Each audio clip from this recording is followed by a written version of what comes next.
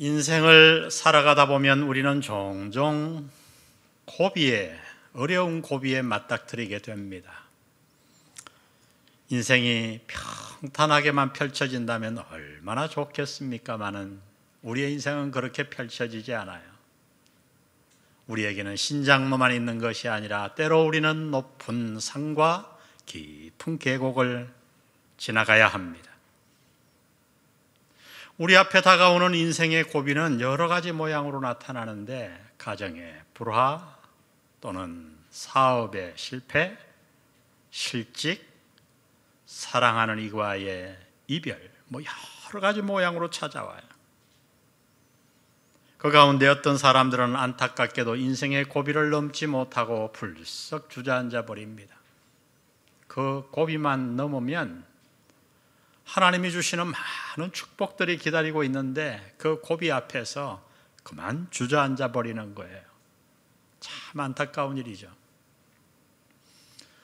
우리는 지금 전무후무한 온 인류의 고비를 지나고 있어요. 사람마다 경중의 차이는 있지만 모두가 어려움을 겪고 있지요. 또 앞으로 우리는 코로나가 아니라 하더라도 분명히 우리 인생에는 고비가 찾아올 것입니다. 이렇게 우리의 인생에 고비가 찾아올 때 우리는 그 고비를 어떻게 대해야 하며 어떻게 그 고비를 지나갈 수 있을까요? 하나님은 오늘 본문을 통해 우리에게 구체적으로 고비를 지나는 방법에 대해 가르쳐주고 계십니다. 먼저 하나님은 우리 앞에 인생의 고비가 찾아오면 이렇게 말씀하십니다. 우리 다 같이 한번 읽겠습니다. 시작. 하나님의 인도를 따르라. 많이 들어본 말이에요. 하나님의 인도를 따르라. 다 아는 얘기예요. 이 말씀을 가슴에 그러나 잘 심어두세요. 왜냐하면 이것은 그냥 평범한 말씀이 아니고 제가 이 말씀을 강해하면 아마 여러분들이 그 깊이를 지금부터 마음에 느끼게 될 거예요. 오늘 본문은 이스라엘 백성들이 마주친 고비를 보여주고 있어요. 우리가 아는 대로 이스라엘 백성들은 하나님의 약속의 땅 가나안에 들어오기 위해 참 오랜 세월을 기다려왔어요. 애굽에서 홍해를 건너고 출애굽한 모든 1세대 사람들은 광야에서 다 죽고 이제 2세대들이 우리의 다음 세대, 그들의 다음 세대들이 가나안에 들어가기 위해 드디어 약속의 땅 앞 적경 앞에 지금 도달해 있는 겁니다. 그들은 이제 이 요단강만 건너면 가나안 젖과 꿀이 흐르는 땅에 들어가게 되는 거예요. 여러분 한번 그들의 마음을 이 시간 한번 상상해 보세요. 요즘 아무리 캠핑이 대세라고 해도 우리 가운데 수개월만 텐트 생활을 하면 아마 덧정없다고 손을 흔들 거예요. 그런데 이들은 텐트에서 광야에서 태어났어요. 그리고 평생을 지금 수십 년을 텐트 생활만 한 것입니다. 그러다가 이제 약속의 땅 가나안에 가까이 도착했어요. 여러분 그들의 마음이 얼마나 설레었을까요? 얼마나 빨리 가나안에 들어가서 자신들도 남들처럼 집을 짓고 그곳에 정착하여 살고 싶었을까요? 아마도 가나안 땅에 도착할 즈음에는 모두의 마음이 부풀고 설레어서 밤잠을 설쳤을 거예요. 그런데 막상 가나안 적경에 도착하니 요단강이 그들을 가로막고 있었어요. 그것도 보통 때의 바짝 마른 강이 아니라 가장 물이 많이 불어나 홍수가 날 정도의 물이, 요단강 물이 그들을 막고 있었던 거죠. 오늘 본문 3장 15절은 그래서 이렇게 말합니다. 요단이 곡식 거두는 시기에는 항상 언덕에 넘치더라. 이 언덕, 우리가 낙동강 하구뚝에 나가면 물을 막기 위해서 이렇게 둑을 높이 쌓아놨잖아요. 그걸 말하는 거예요. 그런데 그때 요단강 물이 어떻게 흘렀는가? 막 홍수가 나듯이 물이 넘쳐서 그 하구뚝에 물이 철철 넘치는 거예요. 여러분 그 앞에서 이스라엘 백성들이 얼마나 마음이 무너져 내렸을까요? 여기까지 오는 것만 해도 너무 힘들었어요. 광야에서 포기하고 싶었고 다 그만두고 싶었어요. 그런데 하나님의 약속을 믿고 그 약속의 땅에 겨우겨우 어려움을 지나 도착했습니다. 그런데 웬일입니까? 그 요단강이 흘러넘쳐 도저히 건널 수가 없는 거예요. 여러분, 그래요. 인생의 고비는 언제나 이렇게 찾아와요. 등산을 하다 보면 고비가 있어요. 너무 힘들어 포기하고 싶은데 겨우 참고 넘습니다. 넘는데 이제는 더 이상 못해. 그런데 탁 태산줄령 같은 고비가 하나 더 있는 거예요. 이제는 못해.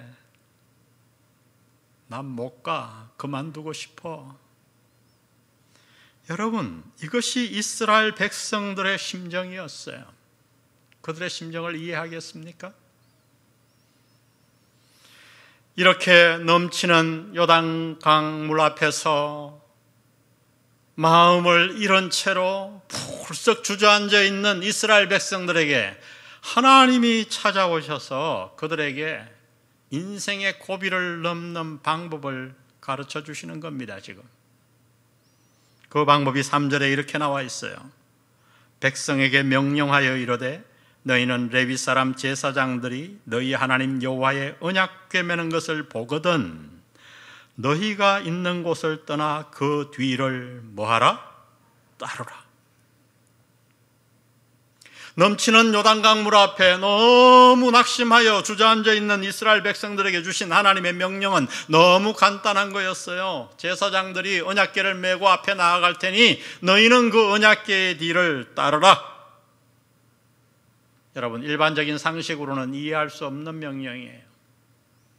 요단강 물이 불어났으면 배를 구해오든지 뗏목을 만들든지 아니면 다리로 높이 나무로 다리를 건설하든지 해야지요.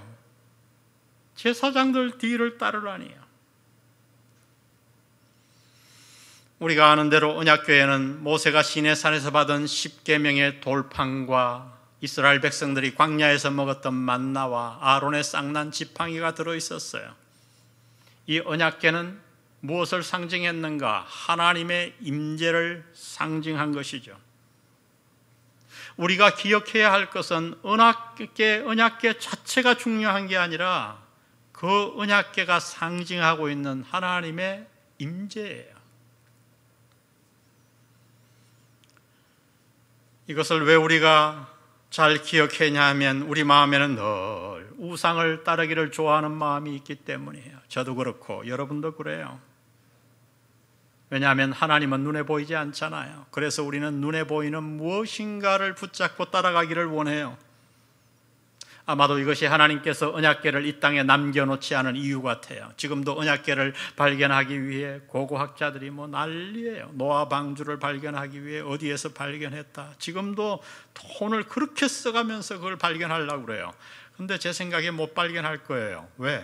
하나님이 언약궤를 사라지게 숨겼어요. 왜요? 그 언약궤가 지금까지 있다고 해봐요. 얼마나 많은 사람들이 그 언약궤를 우상처럼 섬기겠습니까? 사무엘상 5장에 보면 이스라엘 백성들이 블레셋과의 전쟁에서 실패하자 그들은 어떻게 했는가? 실로에 있던 언약궤를 옮겨왔어요. 언약궤만 오면 전쟁에서 이길 것이라고 생각한 것이지요. 그런데 결과는 어떻죠? 그날 대패했어요. 그리고 그 언약궤를 블레셋 사람들에게 빼앗겼어요. 여러분, 능력은 언약궤가 아니라 언약궤가 상징하는 하나님께 있는데 이스라엘 백성들은 하나님의 말씀은 무시하고 하나님은 섬기지 아니하고 언약궤만을 가져왔으니 언약궤를 섬겼으니 어찌 그 전쟁에서 이기겠습니까?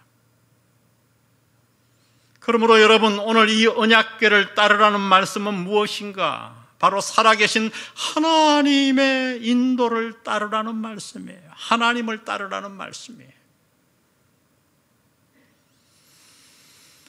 이 말씀이 왜 중요하냐면 인생의 고비에 다다르면 우리는 흔히 마음이 너무 궁급해지고 급해져서 다른 세상적인 수단과 방법을 찾게 돼요. 눈에 보이는 우상 무엇인가를, 언약궤를 붙들게 돼요. 여러분, 세상적인 수단이 나쁘다는 게 아니에요. 인생의 고비를 만나 세상적인 지혜와 수단을 구하는 것은 좋은 일이에요. 그러나 문제는 그 방법과 수단에만 함몰되어 나도 모르게 살아계신 하나님을 까맣게 잊어버리는 거죠.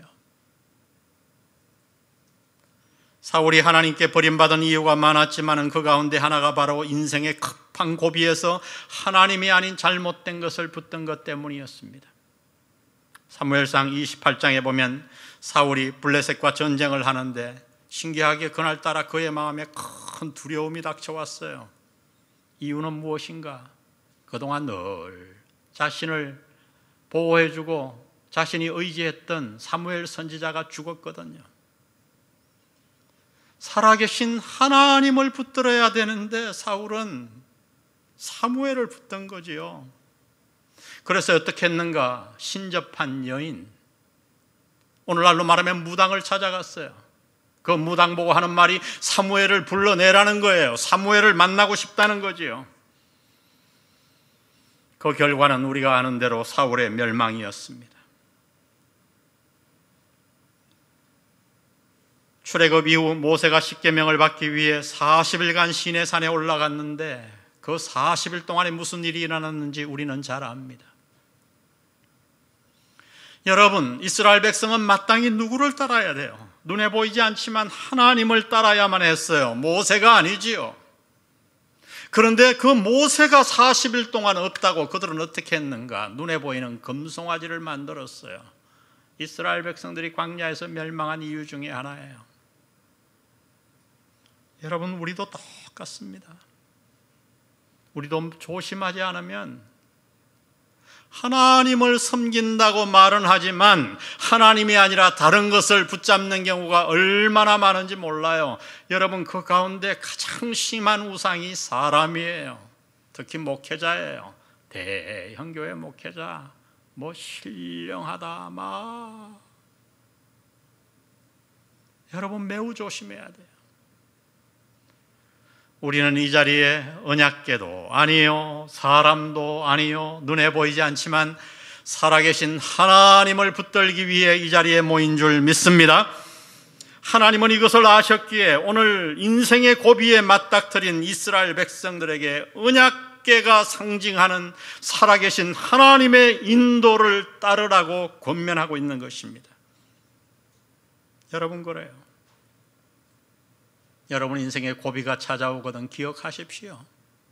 눈에 보이는 무엇이 아니라, 사람이 아니라, 수단이 아니라, 언약궤가 아니라 눈에 보이지 않지만 하나님만을 붙드셔야 합니다. 도저히 길이 없을 것 같은 인생의 막다른 골목, 고비에서 우리가 믿음으로 하나님을 따르면 어떤 일이 생기는가? 오늘 3절을 다시 보세요. 백성에게 명령하여 이르되 너희는 레위 사람 제사장들이 너희 하나님 여호와의 언약궤 매는 것을 보거든 너희가 있는 곳을 떠나 그 뒤를 따르라. 그러나 너희와 그 사이 거리가 2000규빗쯤 되게 하고 그것에 가까이 하지는 말라. 그 다음 말씀이 중요해요. 그리하면 너희가 행할 길을 어떻게 하리니? 알리니. 하나님은 우리가 언약궤를 따라가면 인생의 고비에서 우리가 어떻게 해야 할까를 알게 된다고 약속해 주십니다. 여러분, 그렇습니다. 언제든지 우리의 인생의 고비의 해답은 하나님께 있습니다. 눈에 보이지 않지만 그분이 우리 인생의 해답이십니다.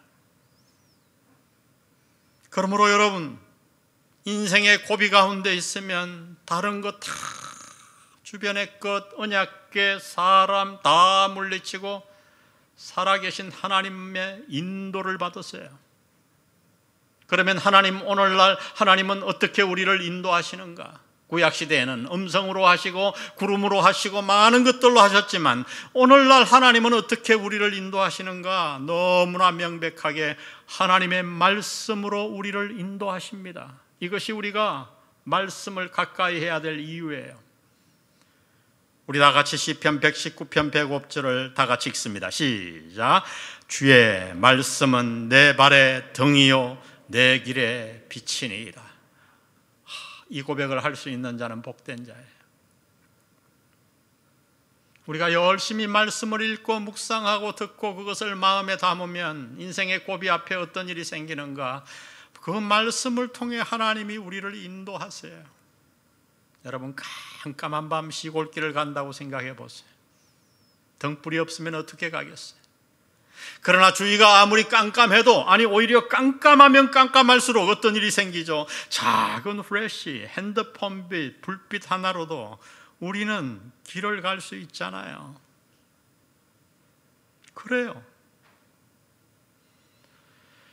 요즘 우리 주위에는 우리의 눈을 현혹하는 것들이 너무 많아요. 너무 많은 주장들이 있어요. 진리라고 주장하는 것들도 많아요. 어떤 길이 해답인지 알기가 어려워요. 그래서 사람들은 사울처럼 자기 생각대로 행하는 경우가 많죠. 이러한 시대에 우리는 어떻게 해야 됩니까? 이런 때일수록 우리는 인생의 고비를 맞닥뜨릴 때에 하나님의 인도를 따라야 합니다. 말씀을 통해 우리를 인도하시는 하나님을 붙들 때에 우리는 인생의 고비를 넘어갈 수 있을 줄 믿습니다. 인생의 고비를 넘기 위해 우리는 살아계신 하나님의 인도를 따라야 합니다. 두 번째 하나님의 말씀, 우리 다 같이 읽습니다. 시작. 자신을 성결케 하라. 5절에 보니 여호수아가 또 백성에게 이르되 너희는 자신을 성결케 하라. 여호와께서 내일 너희 가운데에 기이한 일들을 행하시리라. 여러분, 사실 이 명령은 앞에 언약궤를 따르라는 명령보다 훨씬 더 이상한 명령이에요. 여러분, 도대체 요단강을 건너는 것과 자신을 성결케 하라는 것이 무슨 연관성이 있겠습니까? 아니, 왜 하나님은 인생의 고비 앞에 선 이스라엘 백성들에게 자신을 깨끗게 성결케 하라고 명령하셨을까요? 겉으로 보면 이 명령이 상당히 이상해 보일지 몰라도 오늘 본문을 깊게 묵상하면 이상해 보이는 이 하나님의 명령에는 많은 진리가 내포되어 있어요. 먼저 하나님은 이 명령을 통해서 지금 이스라엘 백성들에게 한 가지를 분명하게 말씀하고 있는데 그것이 무엇인가? 그것은 다름 아니라 얘들아, 너희 앞에 닥친 이 요단강 인생의 고비는 너희의 힘으로는 건널 수 없어. 너희의 힘으로는 건널 수 없어. 그래서 말씀하십니다.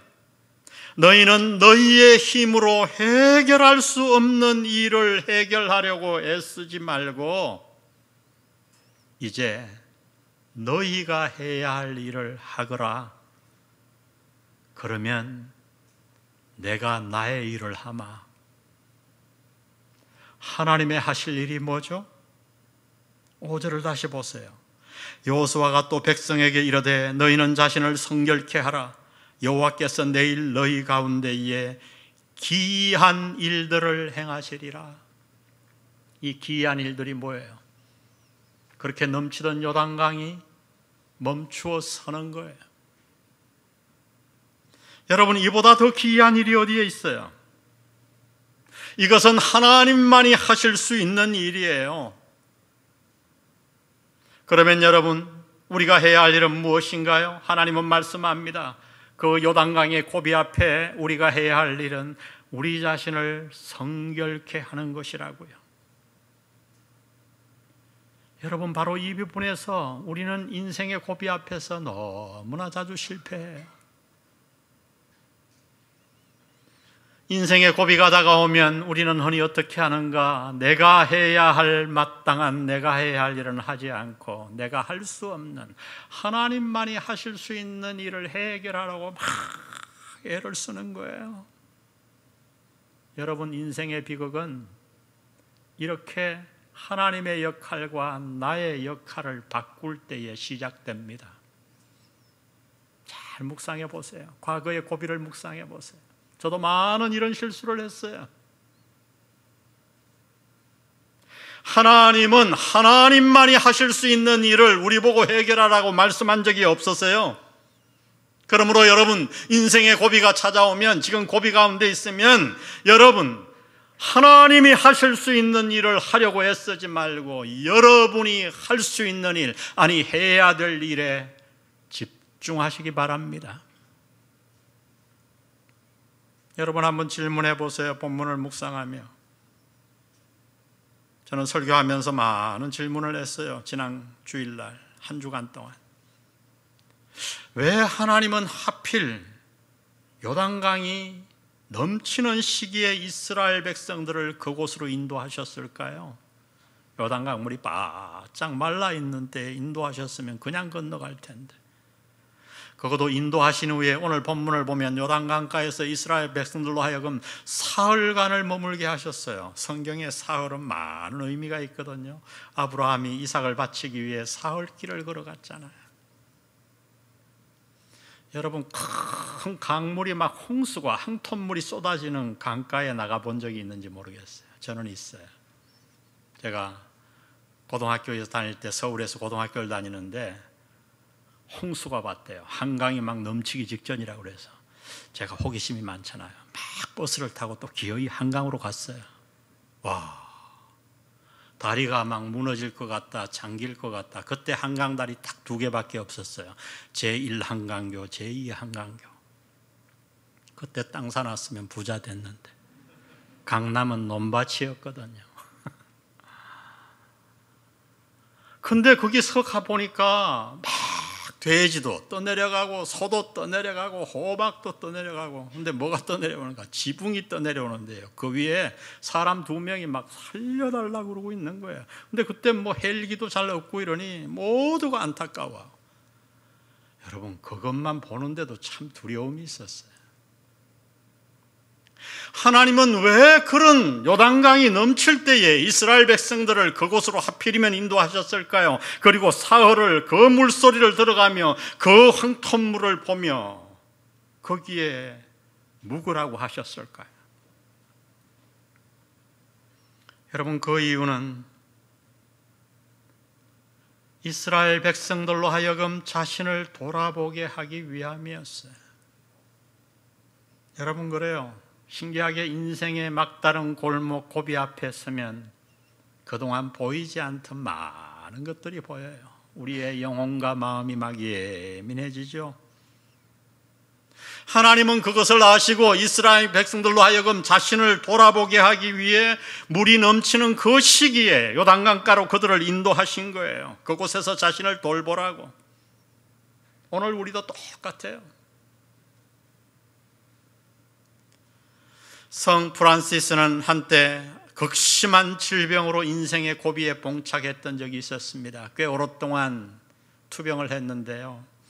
그는 투병하는 가운데 이렇게 고백했어요. 주님, 제 영혼의 병이 치유되기 전에는 제 육체의 질병을 거두어 가지 마소서. 유명한 고백입니다. 처음에는 프란시스 역시 육체의 병만을 고쳐달라고 하나님 앞에 기도했어요. 그렇게 투병을 하는 수간 쭉 길어지는데 어느덧 자신을 돌아보게 된 거지요. 그리고 발견했어요. 자신에게 진정한 문제는 육체의 병이 아니라 육체의 병보다 훨씬 더 깊은 영혼의 병임을 깨닫고 나서 이 기도를 드린 거예요. 주님, 제가 제 영혼의 질병을 치료하기 전에는 이 육체의 질병을 거두지 마세요. 여러분, 혹시 인생의 고비 가운데 있습니까? 그렇다면 여러분 자신을 돌아보시기 바랍니다. 내가 혹시 하나님의 기준에 벗어나 있지는 않는지, 나도 모르게 온갖 세상적인 것들에 내 마음을 빼앗기며 살아온 것은 아닌지, 나도 모르게 말씀을 등한히 하고 저 롯과 같이 세상으로 향해 세상 것들을 사모하며 살아오지는 않았는지 여러분 스스로를 돌아보세요. 그리고 기도하는 가운데 성령님께서 프란시스에게 깨우쳐 주셨던 것처럼 여러분 안에 있는 문제들을 해결하시고 여러분을 깨끗게 하십시오. 이것이 우리가 할 일이에요. 이렇게 우리가 우리의 할 일을 하면 하나님은 하나님이 하실 일을 하시는 줄 믿습니다. 하나님이 하시는 일은 기이한 일이에요. 요단강물을 멈춰서게 하는 일이에요. 우리의 위기를, 우리의 고비를 해결해 주시는 일이에요. 앞으로 남은 생에 이런 하나님의 역사를 여러분의 인생 가운데 보는 믿음의 사람 되시기를 주의 이름으로 축복합니다. 인생의 고비를 해결하기 위해 우리는 하나님의 인도를 따라야 합니다. 나의 할 일, 거기에 집중해서 내 자신을 돌아보고 나를 성결케 해야 합니다. 그리고 마지막 하나님은 이렇게 말씀합니다. 우리 다 같이 읽어봅니다. 시작. 믿음으로 고비를 마주치라. 여러분, 요단강은 언제 어떻게 갈라졌죠? 15절을 보세요. 궤를 맨 자들이 요단에 이르며 궤를 맨 제사장들의 발이 물에 잠기자, 발이 물에 잠기자 곧 위에서부터 흘러내리던 물이 거쳐서 끊어지매 백성이 여리고 앞으로 바로 건널세. 우리 많은 과학자들이 이것을 증명하기 위해서 이게 가능한 일이냐 막 연구를 엄청나게 했죠. 신학자들도 연구하고. 그래서 이 여호수아가 이스라엘 백성들이 요단강을 건넜을 때 그 해에 지진이 크게 일어난 것을 발견했어요. 그래서 그 사람들은 주장하기를 지진이 일어나서 계곡이 콱 막혔다 뭐 이런 주장을 하는데, 우리가 그렇게까지 할 필요 없어요. 하나님이 그렇게 하셨을 수도 있지만 하나님은 지진 아니고도 여러 가지 방법으로 요단강을 멈추게 하실 수 있는 줄 믿습니다.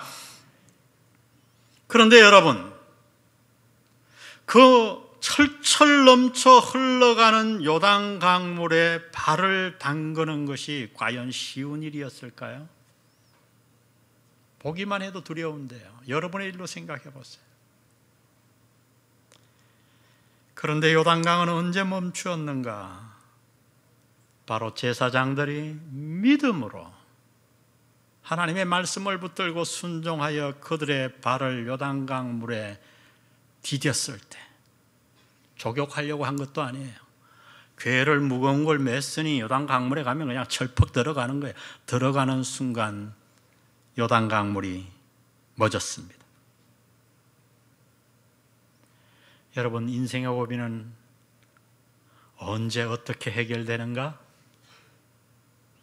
우리가 믿음으로 말씀에 반응하여 그 말씀을 행동으로 옮길 때에, 아멘? 우리는 늘 이렇게 얘기하죠. 하나님, 이렇게 해주시면 제가 순종할게요. 이 경제 문제를 해결해 주시면 제가 앞으로 철저하게 11조를 드릴게요. 하나님, 제 사업 문제를 여기까지만, 제 목표가 여기인데 여기까지만 제 사업을 올려주시면 제가 그때부터 봉사할게요. 섬길게요. 여러분, 사탄의 말이에요. 전 그래가지고 봉사의 자리로 나온 사람 하나도 못 봤어요. 하나님은 오늘 우리에게 먼저 요단강물에 발을 담그라고 말씀하십니다. 아멘. 먼저 담그라. 우리가 믿음으로 말씀에 따라 행동할 때 기적은 일어납니다. 오늘도 여전히 하나님은 살아계세요. 여러분, 이것을 우리가 믿어야 돼요. 요단강물은 거칠 줄 믿습니다. 우리의 문제는 해결되고 인생의 고비는 해결돼 넘어가는 거예요. 오늘 너무나도 중요한 말씀을 하나님이 우리 가운데 주셨어요. 왜? 우리 가운데 많은 분들이 지금 고비 가운데 있고, 지금 아니라면 앞으로 우리의 인생에는 또 다른 고비가 찾아올 것이기 때문이에요. 내가 나이 많아 이제 내 인생의 고비가 안 찾아오면 여러분의 자녀들과 자손들에게 또 고비가 찾아올 거예요. 그래서 이 말씀이 중요해요. 오늘 우리 이 말씀 붙듭시다. 고비가 찾아오면 법궤가 아니고 모세나 사람이 아니고 살아계신 하나님의 뒤를 바짝 따라가세요. 그리고 내가 할 일에 집중하세요. 하나님만이 하실 수 있는 일을 하려고 어리석게 난리를 피우지 말고 내가 할 일, 나를 돌아보고 나를 정결케 하고 내 믿음을 성장시키고, 그리고 들려온 말씀을 붙잡고 행동하세요. 요단강물에 발을 철썩 디디시기 바랍니다. 그래서 앞으로 어떤 고비가 인생에 찾아와도 오늘 하나님의 말씀에 따라 고비를 해결하는 믿음의 사람 복을 누리시기를 주의 이름으로 축복합니다. 오늘 말씀 생각하시면서 우리 참 좋으신 주님, 귀하신 나의 주, 참 이 찬양 가사를 여러분이 잘 묵상하시며 우리 힘차게 이 찬양으로 우리의 믿음을 고백하고 오늘 예배 마칩니다.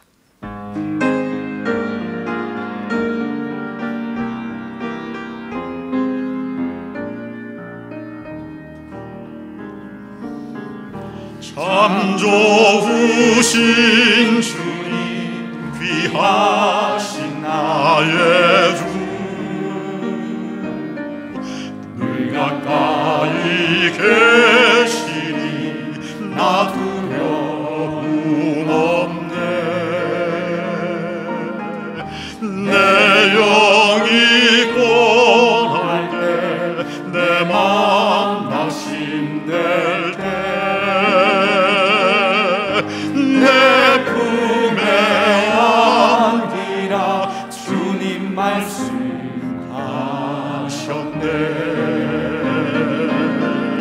광야 같은 세상 주만 의지하며 주의 인도하신 날 강건케 하시며 주의 사랑 아래서 살게 하소서. 주만 의지하리 영원. 우리 다 같이 일어나서 광야 같은 세상 고백합시다. 광야 같은 세상 주만 의지하며 주의 인도하신 날 강건케 하시며 아멘. 주의 사랑 아래서 살게 하소서. 주만 의지하리 영원토록. 주만 의지하리, 주만 의지하리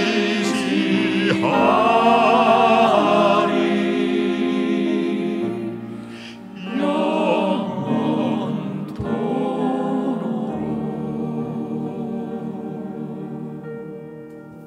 우리 아주 짧은 시간 기도하고 돌아갑니다.